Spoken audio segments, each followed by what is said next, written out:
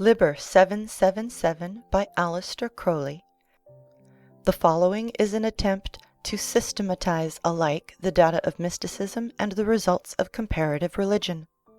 The skeptic will applaud our labors, for that the very catholicity of the symbols denies them any objective validity, since in so many contradictions something must be false; while the mystic will rejoice equally that the self-same catholicity all-embracing proves that very validity, since after all something must be true. Fortunately, we have learnt to combine these ideas, not in the mutual toleration of sub-contraries, but in the affirmation of contraries, that transcending of the laws of intellect, which is madness in the ordinary man, genius in the overman, who hath arrived to strike off more fetters from our understanding. The savage who cannot conceive of the number 6, the orthodox mathematician who cannot conceive of the fourth dimension, the philosopher who cannot conceive of the absolute, all these are one. All must be impregnated with the divine essence of the phallic yod of Macroprosopus, and give birth to their idea. True, we may agree with Balzac, the absolute recedes, we never grasp it, but in the travelling there is joy. Am I no better than a staphylococcus, because my ideas still crowd in chains? But we digress. The last attempts to tabulate knowledge are the Cabala Denudata of Knorr von Rosenroth, a work incomplete, and in some of its parts prostituted to the service of dogmatic interpretation. The lost symbolism of the vault in which Christian Rosenkreutz is said to have been buried, some of the work of Dr. Dee and Sir Edward Kelly, some very imperfect tables in Cornelius Agrippa, the art of Raymond Lully, some of the very artificial effusions of the esoteric theosophists, and, of late years, the knowledge of the Order Rosae Rubeae et Aureae Crucis, and the Hermetic Order of the Golden Dawn. Unluckily, the leading spirit in these latter societies found that his prayer, "Give us this day our daily whisky, and just a wee drappy mair for luck," was sternly answered, "When you have given us this day our daily knowledge lecture." Under these circumstances, Dath got mixed with Dewar, and Beelzebub with Buchanan.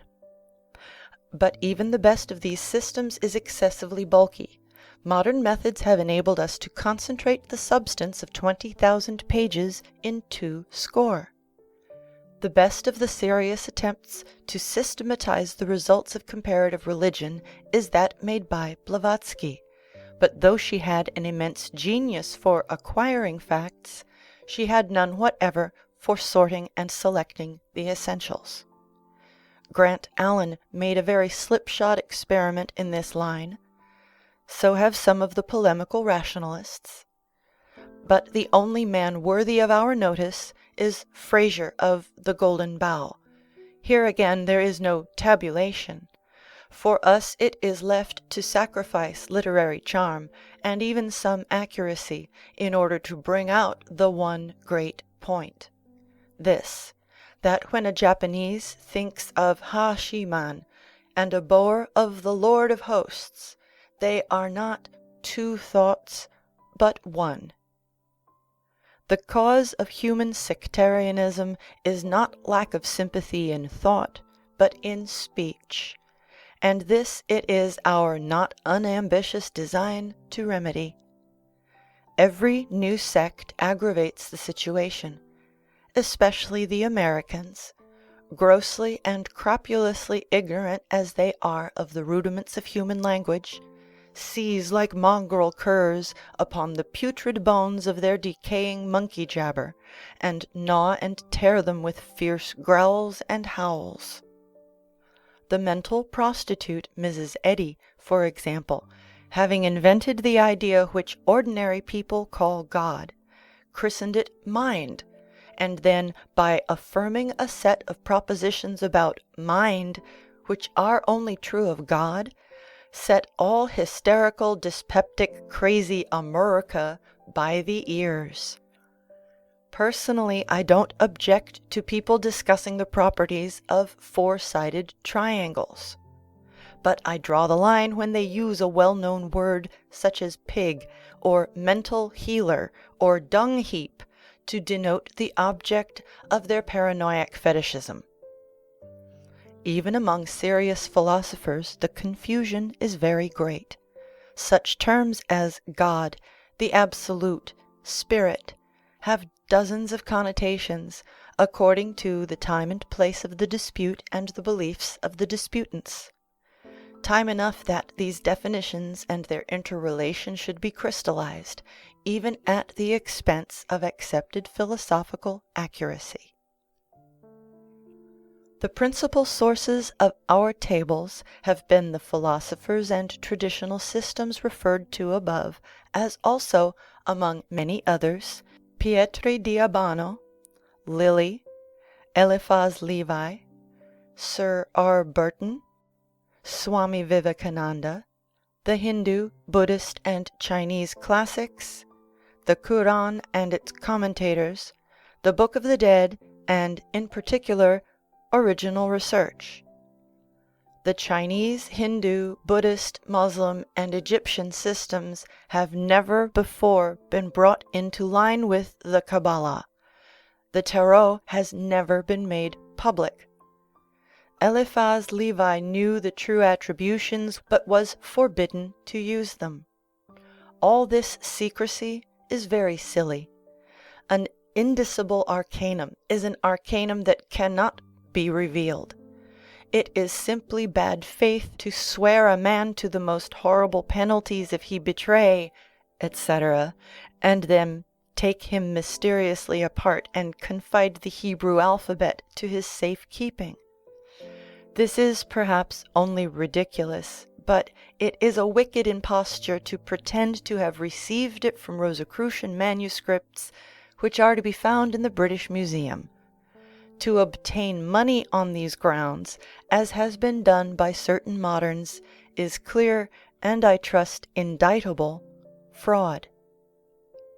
The secrets of adepts are not to be revealed to men. We only wish they were.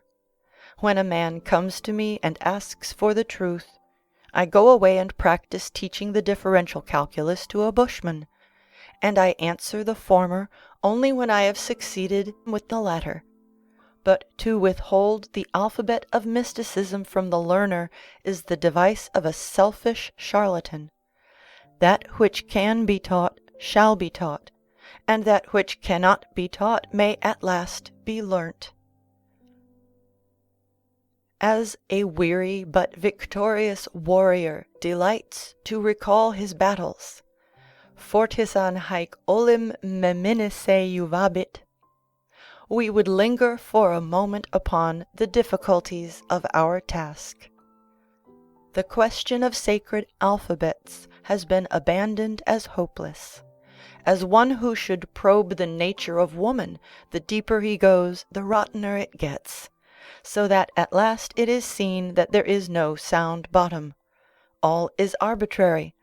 Withdrawing out caustics and adopting a protective treatment, we point to the beautiful clean bandages and ask the clinic to admire. To take one concrete example, the English T is clearly equivalent in sound to the Hebrew tav, the Greek tau, the Arabic te, and the Coptic te, but the numeration is not the same. Again, we have a clear analogy in shape, perhaps a whole series of analogies, which, on comparing the modern alphabets with primeval examples, breaks up and is indecipherable. The same difficulty in another form permeates the question of gods. Priests, to propitiate their local fetish, would flatter him with the title of creator. Philosophers, with a wider outlook, would draw identities between many gods in order to obtain a unity. Time and the gregarious nature of man have raised gods as ideas grew more universal. Sectarianism has drawn false distinctions between identical gods for polemical purposes. Thus, where shall we put Isis, favouring nymph of corn as she was, as the type of motherhood, as the moon, as the great goddess Earth, as nature, as the cosmic egg from which all nature sprang? For as time and place have changed, so she is all of these. What of Jehovah, that testy senior of Genesis, that lawgiver of Leviticus, that phallus of the depopulated slaves of the Egyptians, that jealous king god of the times of the kings, that more spiritual conception of the captivity, only invented when all temporal hope was lost? That medieval battleground of cross-chopped logic, that being stripped of all his attributes and assimilated to Para-Brahman and the absolute of the philosopher? Satan, again, who in Job is merely attorney general and prosecutes for the crown, acquires in time all the obloquy attaching to that functionary in the eyes of the criminal classes, and becomes a slanderer. Does any one really think that any angel is such a fool as to try to gull the omniscient God into injustice to his saints? Then, on the other hand, what of Moloch, that form of Jehovah denounced by those who did not draw huge profit from his rites? What of the savage and morose Jesus of the evangelicals, cut by their petty malice from the gentle Jesus of the Italian children? How shall we identify the thaumaturgic chauvinist of Matthew with the metaphysical logos of John? In short, while the human mind is mobile, so long will the definitions of all our terms vary. But it is necessary to settle on something. Bad rules are better than no rules at all.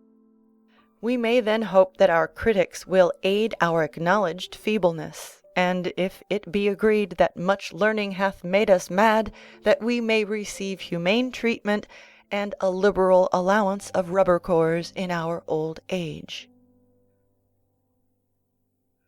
The tree of life is the skeleton on which this body of truth is built. The juxtaposition and proportion of its parts should be fully studied. Practice alone will enable the student to determine how far an analogy may be followed out. Again, some analogies may escape a superficial study. The beetle is only connected with the sign Pisces through the tarot trump, the moon. The camel is only connected with the high priestess through the letter Gimel. Since all things whatsoever, including no thing, may be placed upon the tree of life, the table could never be complete. It is already somewhat unwieldy.